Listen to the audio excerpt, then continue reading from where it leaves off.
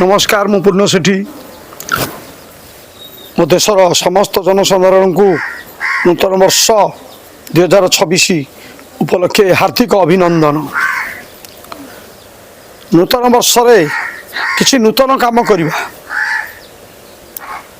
नूतन वर्ष समस्त निमंते प्रेरणा,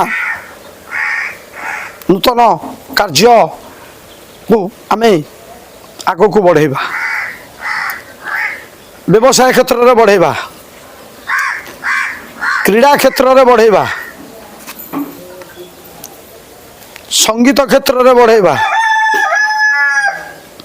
सबू क्षेत्र आम सामने थुआ आग को बढ़िबार स्वप्न को साकार करवा, छोटरू बड़ हेबा, बाप माँ स्वप्न पूरण करवा, निज लक्ष्य स्थल में पहुँचवा आज शपथ नवा। बहुत कष्ट करिछि, पाठ पढ़ी, व्यवसाय करी, मो आर्थिक परिस्थिति कि मु सुदृढ़ करी, आग को बढ़ी, यही लक्ष्य समस्त रहिबा दरकार।